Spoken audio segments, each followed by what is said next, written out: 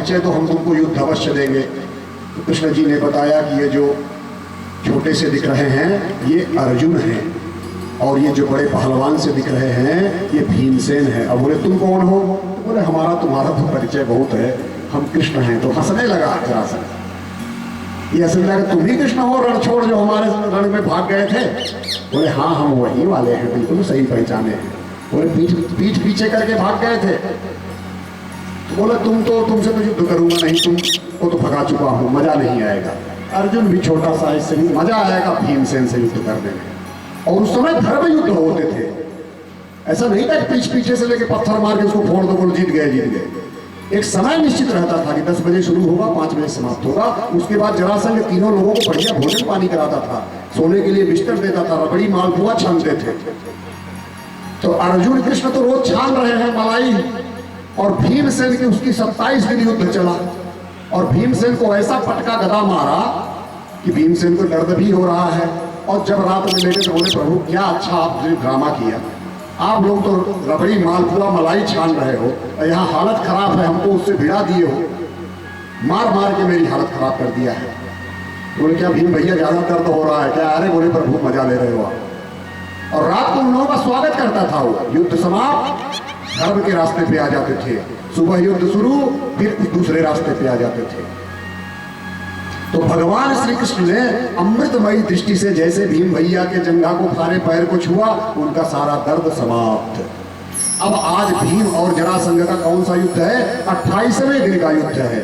भीम बोले कि अब प्रभु नहीं किया जा रहा है, ये हारने वाला नहीं है, अब हमसे नहीं हो। भीम भी जो हजारों हाथियों के बल वाले हैं वो भी जवाब देने लगे। कृष्ण ने बोला चिंता मत करो, आज लड़ ही लो, आप फाइनल हो जाएगा आज। तो जब लड़ने के लिए गए तो जरासंध ने भीमसेन को पटक दिया। भीमसेन को पटक दिया। अब भीमसेन कृष्ण की तरफ देख रहे हैं, और जैसे कृष्ण की तरफ देख रहे हैं तो कृष्ण भगवान ने एक तिनका उठाया और उनको इशारा किया, उस तिनके को ऐसे बीच से फाड़ करके फेंक दिए। तो भीमसेन समझ गए कि इसके जंघों में कमजोरी है, तो उन्होंने उसके जंघे पर एक पैर रखा और दूसरे हाथ से उसके जंघे को फाड़ दिया। एक भाग शरीर का इधर फेंका, दूसरा इधर फेंका, और सोचे कि हम जीत गए। अब वो दोनों भाग पुनः आकर के वापस में जुड़ गए। भीमसेन परेशान कि हम सोचे कि हम तो जीत गए और ये आकर के पुनः जुड़ गए। फिर कृष्ण की तरफ देखते हैं, कृष्ण ने तिनके को उठाया और ऐसे फाड़ करके एक ऐसे फेंका, एक ऐसे फेंका। मतलब एक भाग जो दाहिना है उसको बाएं तरफ फेंको और बाएं भाग को दाहिने तरफ फेंको। इस बार भीमसेन ने उसके पैर को पकड़ करके बीच से शरीर का दो किया और दाहिने को बाएं, बाएं को दाहिने, तब जरासंध का संहार हो गया। बोलिए भगवान की। और कैद में जितने भी राजा थे उनका उन्होंने श्री कृष्ण ने उनको छुड़ाया, उनको मुक्ति दिलाई। जरासंध के बच्चे नहीं हो रहे थे, पुत्रेष्टि यज्ञ कराया था, 2 पत्नियां थीं, उसको ले जाकर के उन्होंने जो फल दिया था, अभीष्ट फल दिया था, पत्नियों को खिलाया।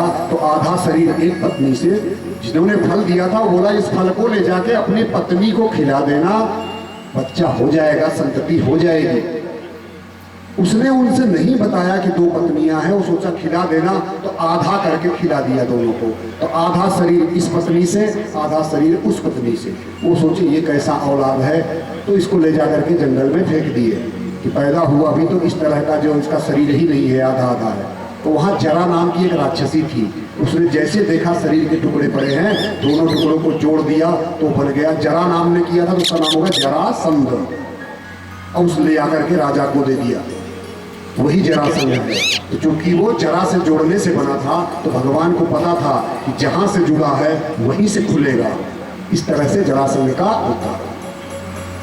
अब इनका राजसूय यज्ञ प्रारंभ होता है क्योंकि इन्होंने सबको जीत लिया। तो जब राजसूय यज्ञ के लिए सारे लोग धर्मराज युधिष्ठिर के यज्ञ में वेदव्यास जी, भारद्वाज जी, सुमंतु जी, गौतम, वशिष्ठ आदि सभी ऋषि मुनि एकत्रित होते हैं। युधिष्ठिर महाराज ने सभी का स्वागत किया और सभी विभूतियों को देख करके सभासद विचार करने लगे। एक प्रस्ताव दिए कि अग्र पूजा किसकी की जाए। और जरासंध के उद्धार के बाद भगवान ने उसके जरासंध के पुत्र हैं सहदेव, उनको राजा बना करके चले आए थे। और सहदेव जी भी आज राजसूय यज्ञ में आए हैं। तो जो जरासंध के पुत्र सहदेव हैं वो खड़े होकर के बोलते हैं इस सारी सभा में भगवान श्री कृष्ण के अलावा कौन ऐसा है जिसकी अग्र पूजा की जाए। उसी समय सभी लोग भीष्म पितामह से लेकर सभी ने सहदेव की बात का अनुमोदन किया कि सबसे पहली पूजा कृष्ण की जाए। उसी समय शिशुपाल खड़ा हो गया, उससे सहन नहीं हुआ। शिशुपाल कौन है? जिसको लेकर के ये रुक्मिणी की शादी हो रही थी, ये भाग आए थे, तो पहले से वो इनके छवि से देख करके तमतमा जाता था। और जैसे बोला कि इसकी पूजा हो रही है, आज मौका है अपने दिल की भड़ास निकाल ही लो, तो खड़ा हो गया, कहने लगा कि सभा में इतने तपस्वी, इतने विद्वान, व्रतधारी, बुद्धिमान, ज्ञानी, ध्यानी ऋषि मुनि आए हुए हैं, तो इस कलंकी ग्वाले की पूजा क्यों की जा रही है? जिसके न गोत्र का पता है, न वर्ण का पता है, न जाति का पता है, लोग मर्यादाओं का उल्लंघन करते हुए ये समुद्र में जाकर के घर बना लिया है, राहगीरों को लूटता है, इसकी पूजा क्यों कर रहे हो? अब पांडवों को बुरा लगा, भगवान ने ऐसे इशारा किया, नहीं, मेरे बुआ जी का लड़का है और बुआ से मैंने वचन दिया है कि 100 गालियां तुम्हारे बच्चे की मैं माफ करूंगा। जब ये पैदा हुआ था इसके 4 भुजाएं थी, तो शिशुपाल की मां ने पूछा कि 4 भुजाएं? तो जो ज्ञानी ऋषि मुनि थे बोले कि जिसके गोदी में लेने से 2 भुजाएं गिर जाएंगी उसी के हाथ से इसका वध होगा। तो सब लोग गोदी लेते थे। भगवान कृष्ण भी पहुंचे कि बुआ के यहाँ बेटा हुआ है, जैसे गोदी लिए 2 हाथ गिर गए। उनकी बुआ समझ गई कि कृष्ण के हाथ मारा जाएगा। बोले गल्ला, बोले क्या? बोले एक वरदान दो। बोले क्या? बोले मेरे बेटे को मारोगे नहीं। अरे बोले मैं क्यों मारूंगा, खेल में बेईमानी करेगा तो मारूंगा। बोले नहीं, तुम इसका मारोगे नहीं, ऐसा वरदान दो। बोले देखो बुआ, दुनिया में जो आया है सभी जाएगा, हम नहीं मारेंगे तो क्या नहीं मरेगा? इतना मैं कह रहा हूं कि इसके 100 अपराध मैं क्षमा करूंगा, 100 गालियां इसकी माफ करूंगा।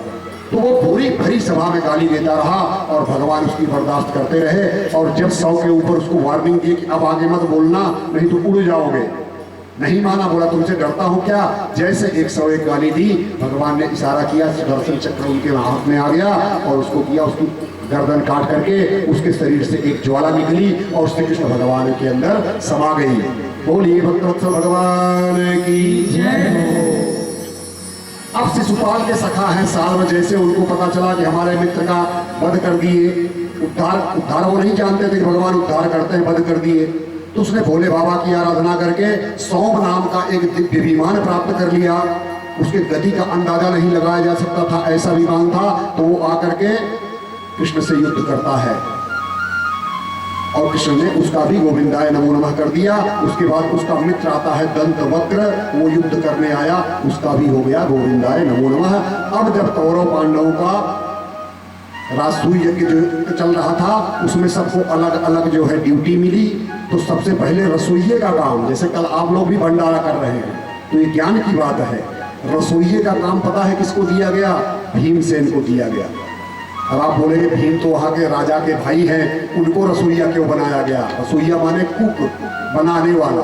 तो ध्यान रखिएगा, ज्ञान की बात यह है कि अच्छा सा वही खिला सकता है जो अच्छा सा खा सकता है। जो अच्छा खाता है वही अच्छा खिलाएगा। जो दलिया का पानी पी के जी रहा है, दाल का पानी पी के जी रहा है, अगर खाने पे बुलाएगा तो आपको वही खिलाएगा। तो अच्छा खाने वाला ही अच्छा खिला सकता है। तो भीम से अच्छा खाने वाले थे, उनको बोला तुम रसोइया बन जाओ। और दुर्योधन को कोषाध्यक्ष बनाया गया, क्योंकि भगवान ने बोला कि इसके हाथ में ऐसी रेखा है कि जितना ये धन खर्च करेगा उसका दुगुना आएगा, इसको कोषाध्यक्ष बना दो। और भगवान ने काम लिया कि जो भी ऋषि मुनि ब्राह्मणगण अतिथि आ रहे हैं, हम सबका पांव धोएंगे और सबका जूठा पत्थर फेंकने का काम भगवान ने ले लिया। तब जाकर के उनका राजसूय यज्ञ संपन्न होता है। अब जब कौरव पांडवों का बाद में युद्ध शुरू हुआ, उस समय महाभारत होने वाला था, तो बलराम जी नहीं थे, 2 लोग नहीं थे, ध्यान रखिएगा, विदुर जी और बलराम जी। विदुर जी चले गए थे, विदुर जी चले गए थे कि हम ये युद्ध नहीं देख सकते, और लौट के आए तो बड़े दुखी हुए कि कृष्ण धराधाम से चले गए। उद्धव से मिले, पता चला तो रोने लगे थे। बोले हमको याद किए? बोले आपको बहुत याद किए और आपके लिए कुछ ज्ञान की बात बता के गए हैं। बोले कहाँ? तो बोले मैत्रेय ऋषि से। तो तीसरे दिन की कथा में जो हम लोग श्रवण कर रहे थे, वही विदुर ने सुना था मैत्रेय ऋषि से। और जब पांडवों के यहाँ आए थे तो धृतराष्ट्र गांधारी अपना दोनों भोजन अच्छे से ग्रहण कर रहे थे, क्योंकि युद्ध के बाद अच्छी सेवा कर रहे थे पांडव लोग धृतराष्ट्र और गांधारी की।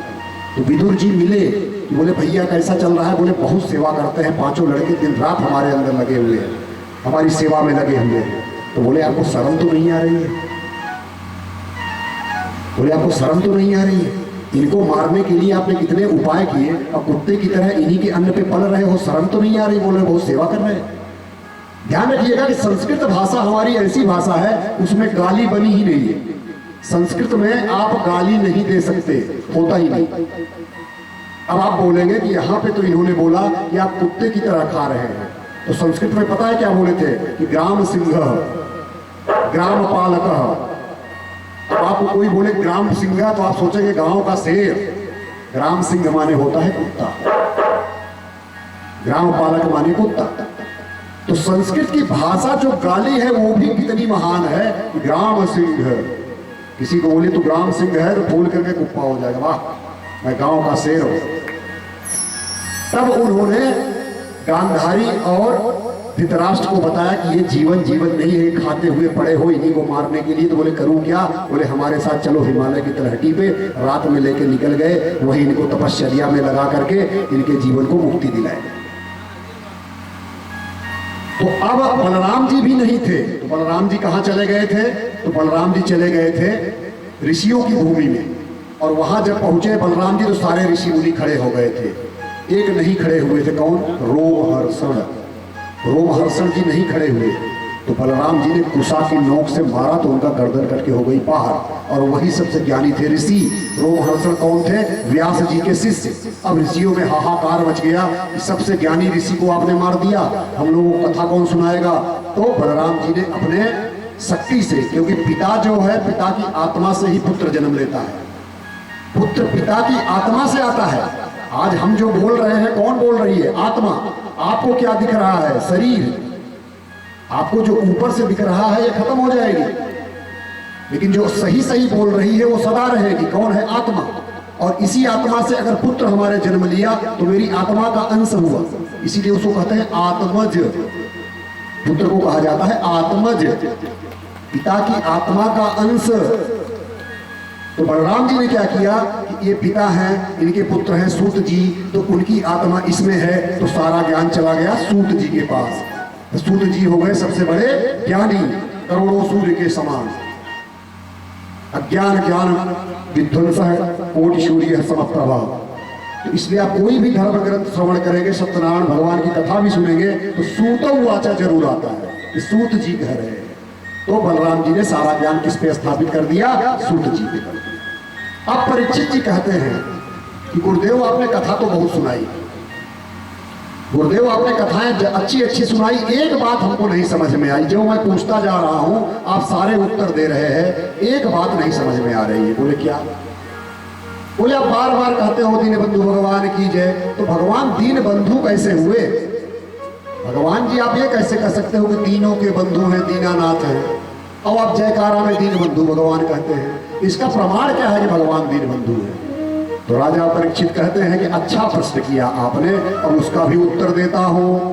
कृष्णस्यासीत सखा कश्चित ब्राह्मणो ब्रह्मवीतमः विरक्त इंद्रियार्थेषु प्रशांतात्मा जितेंद्रियः। बोले आपको एक कथा सुनाता हूं कि भगवान को दीन बंधु क्यों कहते हैं। तो अब कहते हैं परीक्षित, भगवान श्री कृष्ण के परम सखा और प्रिय मित्र हैं सुदामा जी। सुदामा एक ब्राह्मण है, परम ज्ञानी है और भगवान के परम मित्र हैं। जब भगवान अध्ययन करने के लिए उज्जैन में आए थे संदीपनी मुनि के आश्रम में, तो सुदामा जी भी उनके साथ अध्ययन किए। तो सुदामा जी परम ज्ञानी है, परम शांत है, गृहस्थ आश्रम में भी है, लेकिन प्रारब्ध से जो उनको मिलता है उसी में जीवन यापन करते हैं और भगवान का भजन करते हैं। उनकी पत्नी का नाम है सुशीला, वो पतिव्रता है, सब कुछ गुण उनके अंदर है, लेकिन जैसा भगवत भक्ति सुदामा जी के पास है वैसा सुशीला में नहीं है। उनको धन की लालसा है और ये पूर्ण रूप से भगवान में मग्न है कि जो वो दे रहा है अच्छा दे रहा है। तो एक दिन अपनी स्थिति को देखते हुए ये कहती है अपने पति से कि हमने सुना है कि द्वारिका के जो महाराज कृष्ण हैं वो आपके सखा हैं बचपन के, और हम लोगों की जो दुर्दशा है कि चावल बनाते हैं, चावल के दाने बीन बीन करके पहले बच्चों को खिलाते हैं, बचता ही नहीं है, उस बटलोई में केवल दाने बचते हैं, उसी एक दो दाने को खा के पानी पी के हम सो जाते हैं। तो जब आपके सखा श्री कृष्ण हैं और वो ब्राह्मणों के भक्त भी हैं, शरणागत वत्सल भी हैं, तो आप उनके पास क्यों नहीं जाते हैं? वो आपको जाएंगे तो बहुत सा धन दे देंगे। देखिए, सुशीला के मन में किसकी कामना है? धन की कामना है। तो धन आएगा तो दुख दूर हो जाएगा। तो सुशीला के इस प्रकार से वचन कहने पर सुदामा जी विचार करते हैं कि अयम ही परमो लाभ उत्तम श्लोक दर्शनम। हमारी भारिया जो कह रही है इसमें सबसे अच्छी बात यह है कि इसी बहाने भगवान कृष्ण का दर्शन मिलेगा। सुशीला ने धन के लालच में कहा, सुदामा जी ये खुश हो रहे हैं कि इसी बहाने उनका दर्शन होगा। अब सुदामा जी ने कहा कि देखो, एक नियम है कि मित्र और गुरु के यहाँ खाली हाथ कभी नहीं जाते।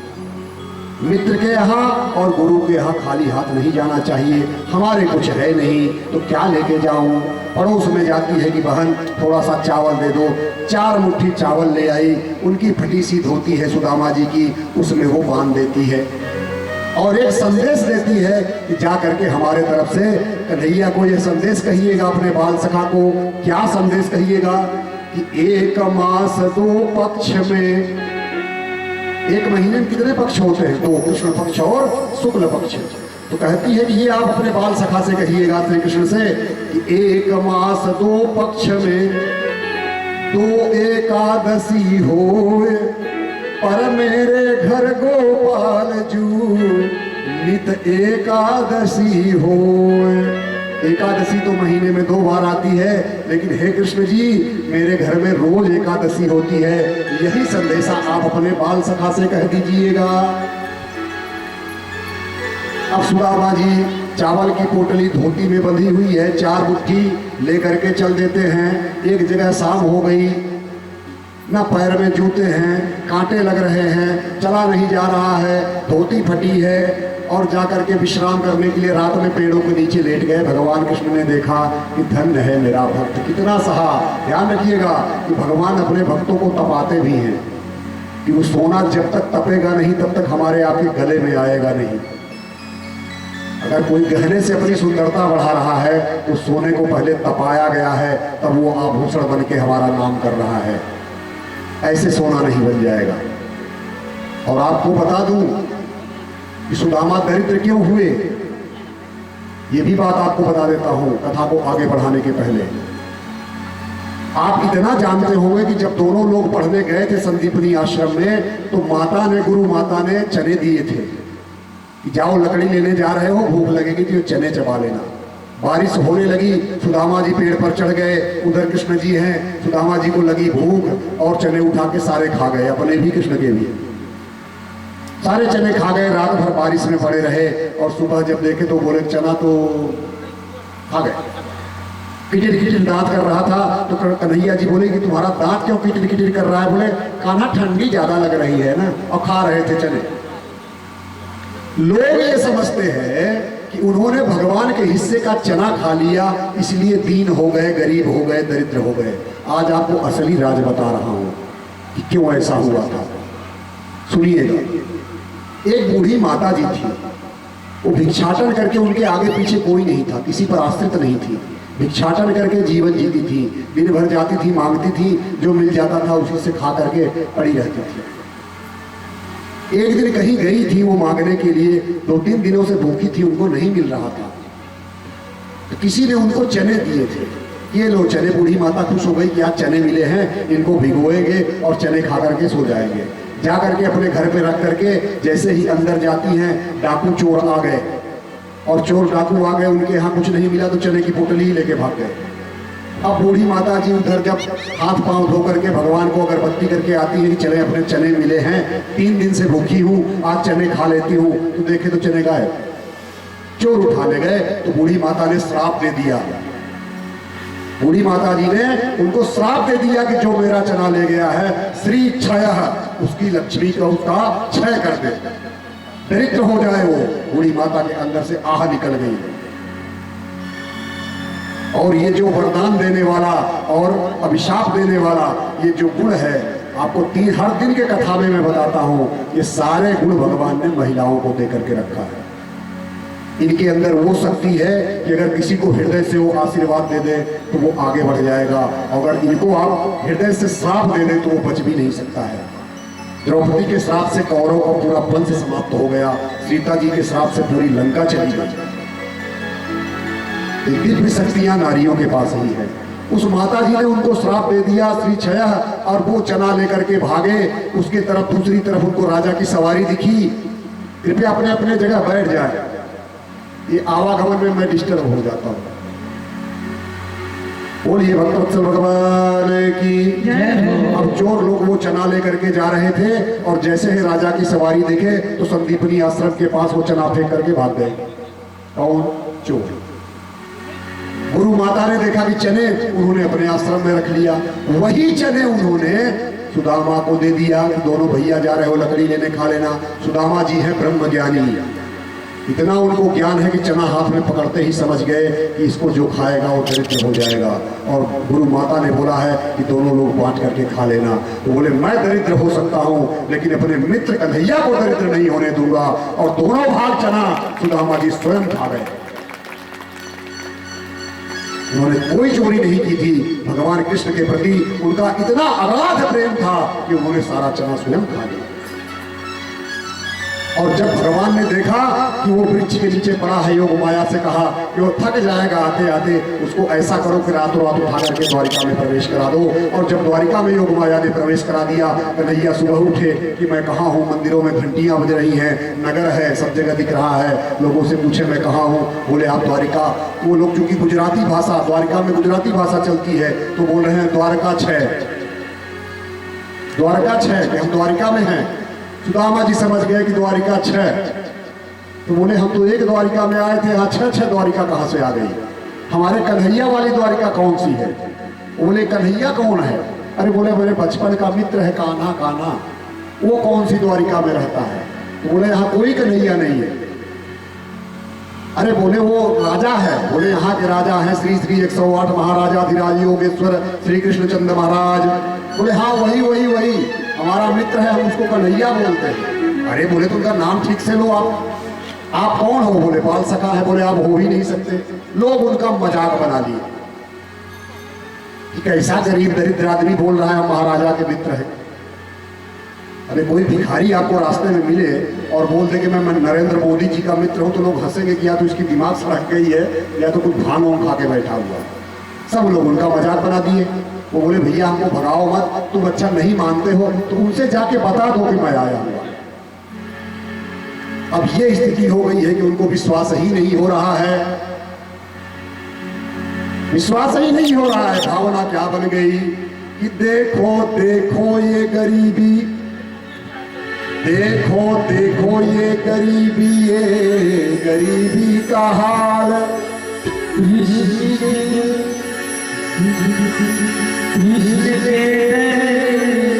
विश्वास लेके आया